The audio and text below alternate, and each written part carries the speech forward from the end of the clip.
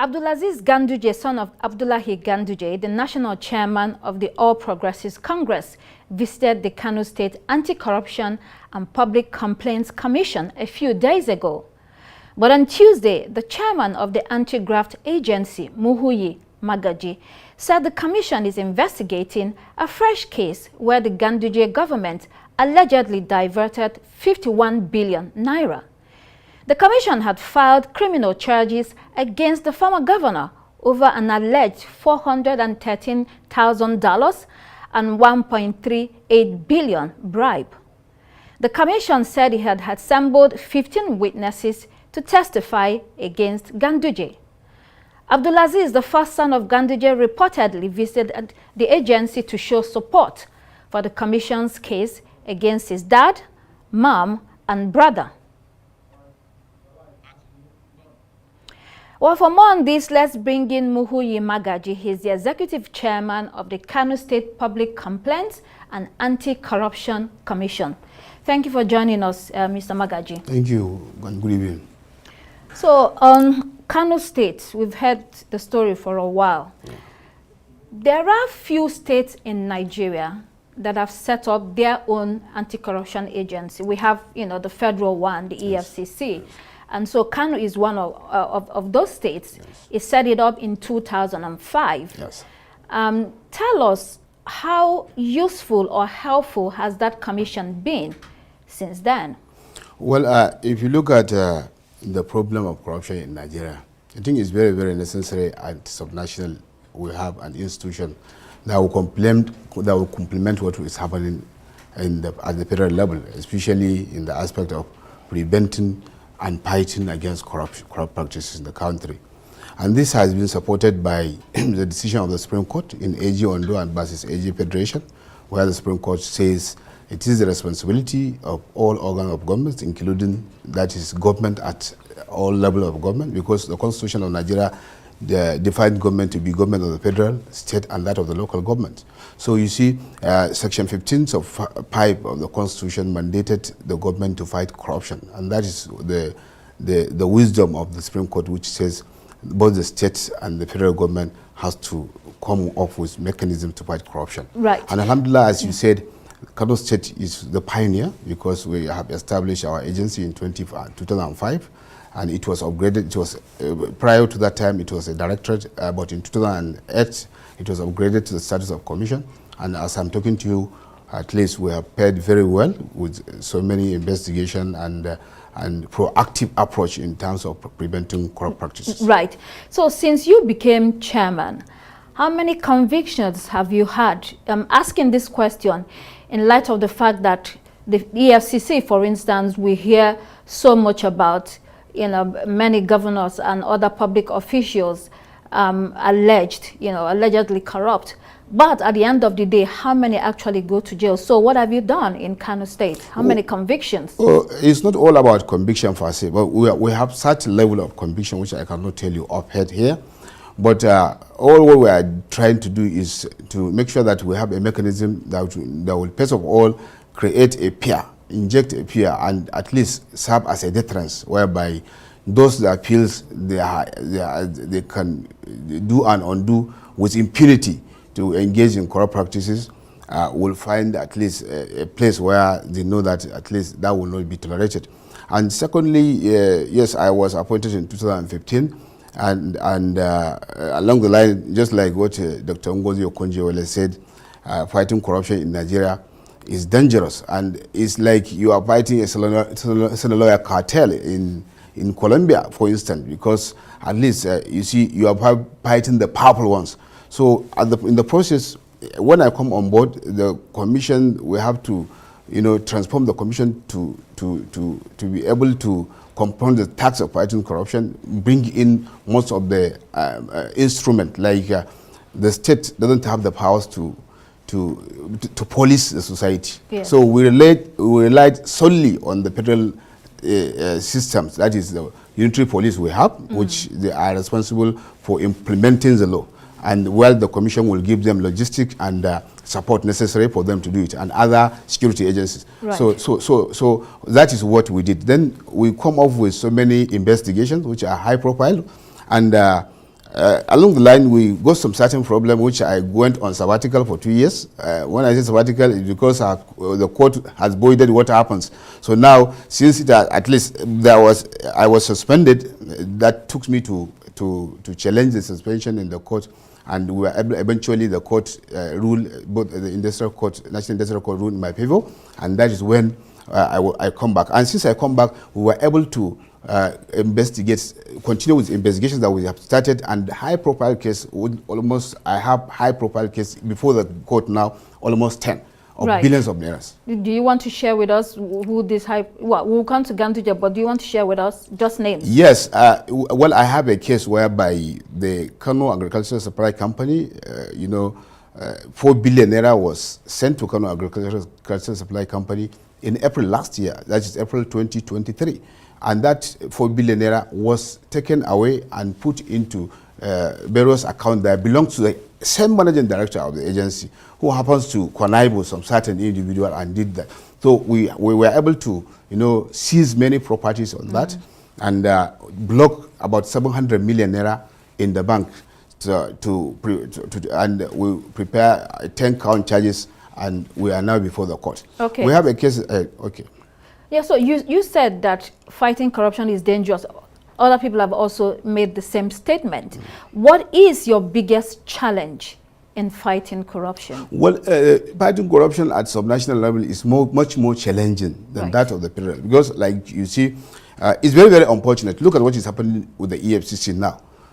Like what you said during the opening of the program, when anybody that becomes a governor, he holds the highest trust of any states, because you are the governor, you have enormous powers and responsibilities entrusted to you by the people. So it is so unbecoming to see nowadays whereby somebody who rules the state for almost 8 years now come back to start thinking perhaps he didn't even believe in the system. Because for somebody that believed in the system, we have a robust court system. When there's a cogent allegation against you, and if you know you are clean, there's no need for dragging. Why can't somebody just simply go and answer the case? The case. So the challenge is that you are fighting, because anti-corruption in Kano is not only anti-corruption, like you rightly called the name, it's Public Complaints and Anti-Corruption Commission. So it's a conglomeration of 3 agencies. We fight corruption, we protect human rights, and we receive public complaints. So, but the most tricky one is that of fighting corruption, because that is when you are fighting with those that feels they are even immune, or that they own the country. So you can't even start it. So the fight is that the challenge is multidimensional. It comes with so many financial challenges, because they can spend any money to prostrate you. They can hire the best lawyer to prostrate what you are doing. And at the same time, you see, some might use their connections, or rather affiliation. When you rely on so many, like the EFCC, they have their personnel, they bear weapons, so they have the capacities. But like us, that rely solely on agencies, so they can use that to ignite interference, which might be counterproductive to what we are doing. It really sounds frustrating and difficult. So you said people that think they own the country, and so let's go to former Governor Alhaji Abdullahi Ganduje. He's also the national chairman. I think people will believe that he's part of the people that feel they own the country. So the allegations against him, 51.3 billion naira and some other monies. What's the goal here? Is it to recover these monies, or is it to get a prosecution that will land him in jail? Well, the ultimate goal is, number one, as I said, to serve as deterrence. You see, this particular case, as you said, is a very, peculiar case whereby local government statutory allocation will be sent to Kano State. If the local government statutory allocation is sent to Kano State and Accountant General, then that money will be transported, will be channeled to different local government accounts. And they made the staffs, the DPMs, Director of Personnel Management, the treasurers, the cashiers, and the head of departments. They will create a syndicate of people that will just come and now wrote what we call in our law making false statement and return. Because what they did is to create a false expenditure. That false expenditure will give them an avenue to create a payment voucher. They use that payment voucher, and unfortunately for them, they will take that money from the government account, from the local government account, and they will put it in either staff of the local government, that is the cashier account, perhaps because of the cashless policy we are having, then, or a third party. They will send the money who did not even participate in that particular contract or purported contract, as they said. Then they will go and cash that money. Either they will use the merchants or merchant innocently from single market or any other market, because we trace a lot of funds to single market. Then they will take that money in cash. They will take it to Kano government house. There's somebody there stationed who is counting machine. Then that count, when the person count that money, then they will take it to a third party who is equally in our cell as I'm talking to you now. Now, after that, then they will take it to WAPA, they will change it to dollars. And now take it to certain individuals. So that partly explains why we have so much money floating outside the banking system in people's homes. That's what I said. Even the artificial scarcity we are having now, it is because we don't control what we did in our financial sector. In Nigeria, you can just take money and go and purchase $1 million. Nobody will ask you how, why, and for what. Go to other jurisdictions. I travel to somewhere, even Egypt here, when I travel to Egypt, when you are to change currency, they will collect your passport, they will know you, they know what you are taking. But as I'm talking to you now, almost all our cases before the court, we have a Beirut exchange operator who will come and testify whereby that money was sent to him and it was changed to dollar. So why has the government refused to put in place a policy to check this? I think the central bank is doing very well now, because you can see it start yielding result. But I don't think we can go there. Right. That will be another issue. Okay. But altogether, what I'm trying to tell you is that we were able to trace, based on compassionate statement, 51.3 billion naira. That's because what we are tracing is well over 100 billion. But 51.3 billion naira is what somebody now come to the commission, about 200 people, confess to the commission that we took this money, and this money that he asks us to write, we purchase a card for hospital, we purchase antenatal drugs, is all lies. We have it. And we didn't even see the money. We only produce the payment. But the cashier confessed to the commission that this money, we have taken it to so person. And that person was invited by the commission.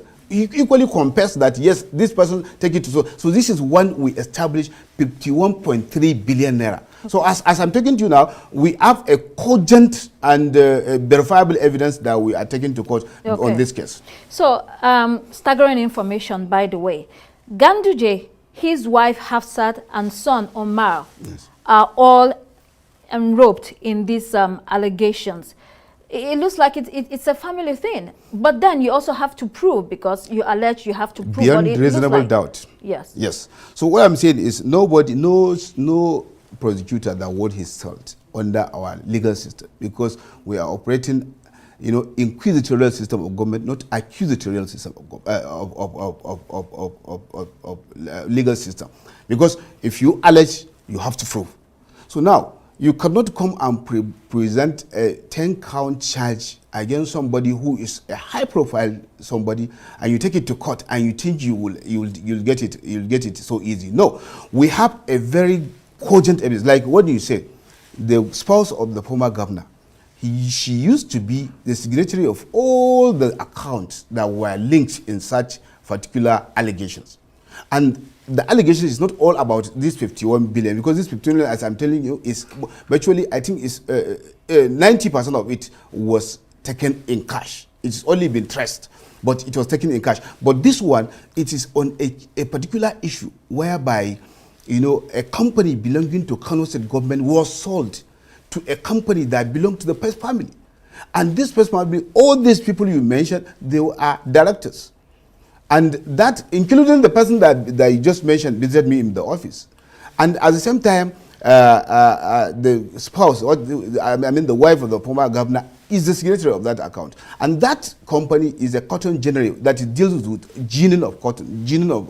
We have cotton ginnery, we have cotton tannery. All the two companies were sold. But this particular one, was sold to his family and under his hand, at the stupid price of, ridiculous price, forgive me, of 320 million instead of the value of the property, which is worth 2 billion naira. So you see, and even the said 320 million naira was not remitted. It was only, we were only able to trace 90 million naira, and this 90 million naira, we trace it back to this local government money. Right.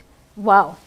Okay, so Ganduje's first son, Abdulaziz, paid a visit to the commission in Kano. That's an interesting turn of events because it seems that he is against his father, his mother, and his brother. Tell us about this visit briefly. Well, anyway, honestly speaking, I was just sitting downstairs because I was in the operation sections when I was called, my attention was called that I had a visitor, and when the police that were at the gate recognized him, they allowed him access to the office. So I now come and meet him, and he was so supportive, so to say, especially making reference to what is happening with me, particularly in the aspect of fighting against corruption. And he supported me, and at least he encouraged us to be doing this for Kano State. And honestly speaking, many people see it as negative, but as far as I'm concerned, I advise him because it's a family matters. So I give him honest advice on how to deal with my family issues. And I equally thank him for the support and for the word of encouragement. So this same son, Abdulaziz, also reported his mother, Hafsat, in 2021 to your commission. To the EFCC. Yeah, to the EFCC, not to your commission. But so that says that he's probably different. Yes, what he told me, even that during that visit, he revisited this matter. He made mention of what happens, and he wanted the commission to act on that, okay. Which I really told him that, no, the commission cannot act when a sister organization is acting on that. That's what I said. And the second one is he made mention of that his name within one of this company was removed. Yes. And he wondered how his name will get removed without him offending his signature, because he told me that he did not authorize his name to be removed. So he wondered who removed, because when you look at the report, the search report from the Corporate Affairs Commission, you see his name as director was removed. So that is one of his grievances. But I really advise him because I believe it's a family matter, and I believe there is a best way to handle it, not as many people might think the commission will now instigate him to go. And I give him honest advice, being a brother and being at least a family, and at least a family man as well. So I mean, you are investigating his family. Well, he's not a witness. So you want to? Do you think you have to manage the relationship or the visits? You know. Initially, when he visited me, I thought he came on behalf of his family anyway, and I give him audience. But it was so not much surprising to me because of the previous antecedents, which I know he made a report, as you said, which he confessed that he was even part of it. Right. Because he told me that there was a plot of land that was sold, allegedly sold, and he participated in it, and he was asked to take some certain 400 and something thousand US dollars to his mom. And he said it was the father that asked him to do that. And they gave him 40 million. He said it without any. So he said, as far as he's concerned, he was just doing it because the person that come to them to buy the plot, find out that the plot was sold to another third party, yes. And that's his grievance. Well, what I told him is that, look, we have a similar case in this, because among the charges is, that's why you say his brother, because there's a case whereby 501 plots was given to a third-party company, that is Lamash Properties Limited. And when it was given to that third-party company, the company, or that's the manager, one of the managers of the company, now go and sold the entire plot. And this is a plot whereby it was taken over by the government. When I say taken over, it was collected by post from the district farmers. Whether they like it or they don't like it, the government, the state government, have that powers under the Land Use Act and under the Constitution. So now, if you look at that, they create what we call a layout, and that layout, they mark 501 plots which were sold, and out of this, the proceeds, we now trace 700 million naira to a Beirut company, which the Beirut company acknowledge the fact that because it was passed through the financial institution, yes. So acknowledge the receipt of that money and acknowledge the remittance of the money to the family, and that is specifically the son of the governor, and that's when you see him on the charge. So Ganduje's arraignment is being stalled because you're unable to properly serve him. Have you succeeded in serving him as of today? That's what is happening even at the federal level. I think the case of Yahya Bello and the EFCC is a case study whereby at least those that I think maybe for us who didn't do the necessary things will start thinking otherwise. You see, from Kano, virtually almost all the people that are supposed to be served, apart from the companies, they will be served here in Kano. One of the companies will be served in Niger State. And it is not the commission or the Kano State government that will serve Fase. It is a court bailiff that will serve. All we will do is to mobilize them, which we did. So, but we have an affidavit of service whereby the court bailiff said he tried all his best, but he did not get access to serve the respondents. And that is when we now come up with an application for substituted service. And this will give anybody that perhaps is thinking maybe is a gang up against anybody, because the court in its wisdom, it is our understanding, because this is the court belief that tell the court that I cannot access these people. And we come by way of substituted service. We are seeking for the leave of the court to serve them through substituted means. But one of the companies that we successfully served was fully represented, and the person that represented them, who at least was in the court, now objected to our application, which is an expertise application for us to have a substituted means, and the court in its wisdom listened to him and asked us to serve them on notice, and we are now to return on 29. And I believe with this, anybody, that is why I said it's ironic, or rather it is not encouraging for somebody who leads the system, who lead the system for 8 years, now didn't believe in the system. It is only when you are thinking perhaps the system will not do fair and just you, that is when you are thinking, or that is when you start dragging. If each and everybody that is accused of anything, any infractions against the laws of the state or that of the federal, or that the laws of the land will drag the way our leaders we can see are dragging, then we will not get it right. So this seems like a tough job. Do you receive death threats? Well, I leave that as a personal, but as I'm talking to you now, we smell a rat whereby some people are even pressurizing police to withdraw the security details attached to me, so that will perhaps pipe me down. After all what is happened, as I told you, in the course of this job, I was suspended for a year, for a month. When 1 month now lapsed and they could not find anything against me, they cooked up a story, they arrested me, they took me to prison under the false information charge. They charged me that I told the Council Assembly false information through my lawyer, not through me, not through my mouth. But, and as a lawyer, in my all rights, I know they cannot prove that, and I know it's a thumb-up charge. I challenged them and I went to court. I stand trial for 2 years. They could not try a misdemeanor, a simple misdemeanor case. And after that, I was returned back by the International Industrial Court. And even after that, I was taken to Code of Conduct Bureau Tribunal, and in that they calculated the turnover that entered into my account for 8 years. They said I'm not supposed to have up to 290 million naira. And now they now calculated, they now look at, they now check all the accounts that I closed, which I did not reflect in my tenure declaration. It's not that I did not declare. So they use that as us, and they now capitalize on one request that I made on behalf of the commission to the government. It's not that I took the money and put in my pocket. It is 5 million naira that I apply for 5 million naira, or the commission applied for 5 million naira, which according to them is supposed to be 2 million naira.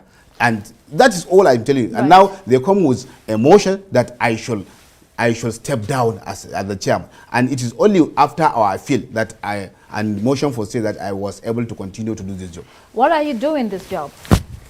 Well, I'm doing it because I am passionate about it. I'm passionate about it because anybody in the anti-corruption community in Nigeria, when I say anybody that spent 10 years in the anti-corruption cycle in Nigeria knows me, and I perhaps know him very well. We interact because it's my passion. And I have a belief that You can change president for 100 times. It is only when we change our mindset. It is institution of this nature. This is an institution, Arise Television. You tell the truth, you tell the people what is happening, they will know what is happening, they will be aware of it. You did your own bit. And in Anti-Corruption Commission, I will do it without any payable to anybody. I will do it without witch hunting anybody, and I will not compromise the standards simply because I want to get rich or I want to cut corners. If every individual will do that, in Nigeria we have all what it takes to get whatever. But many people think perhaps it is the president that is our everything. That is why you see whenever we have anything negative, then we start looking at the government. It is only the mindset. It is our own collective responsibility that will come together from our own individual, including the messenger, that will come together and do our bit, and at least that is when the country will be good. You have been in this sector for a while. Yes. Obviously, you've seen so many things. Yes. From your experience, Yes. do you believe that we can change this country? We must. When I say we must. Because things are going from bad to worst. As I'm talking to you now, because I'm coming from Kano, we are the most populous place. Go to Kano, you know what is happening. So you see, if you look at what is happening, you see, idle mind is a double workshop. We are killing, initially when we grow up, in Kano, we know Chalawa Industrial Estate, we know Sharada Industrial Estate, we know Industrial Estate. All these industrial estate now are moribund. In fact, they are dead simply because of corruption. Corruption is what kills our energy system. Our energy system cannot feed those industries. Now, that is when you see we have a lot of problems. So it is only when we come together. Everybody will do. Nobody that will come to government that doesn't have any reason to steal. You don't have any reason to steal. Like now, I come from Kano. The government take care of my flight ticket. They took care of my hotel. They give me DTA. If I'm traveling to outside this country, they give me $450 per night. Why do you think you must compromise your job simply because you want to live above people? It is only when we start realizing that this is our home, this is our place, and this is important. We come together, we do it together so that the system will work. Like now, I bet you can ask anybody from Kano, anybody that will do justice to me and to the commission, that all we are doing is to make sure that what is good for the people is obtained. Recently, during the first period of Ramadan, before Ramadan, when things are so choked off and when there's an artificial inflation, I lead team. We went around the market where the hoarding is taking place. Perhaps you even reported it. And we were able to break into warehouses. And in that operation alone, we were able to bring down the price of maize to 8,000 naira less. So if you calculate the volume of the maize that will consume in Kano, I don't think the government have the money or have the money in stock to subsidize that. Okay. In 20 seconds, Ganduje is a big fish. So are so many other governors. Very few governors have gone to jail in this country. Do you think you can pin Ganduje down?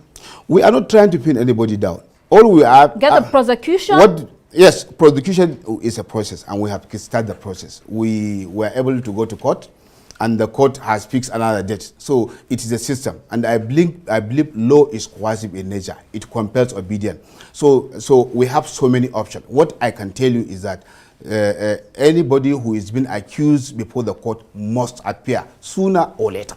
Must appear, and he must answer to the charges. And it's not only about an individual. Many people attribute, things to a personality. All we're after is that the system that punish the destitute is the same system that's supposed to punish those that feel they are most powerful. Mr. Muhuyi Magaji, thank you so much for being on Arise Prime Time. Thank you very much, Doctor. Thank you.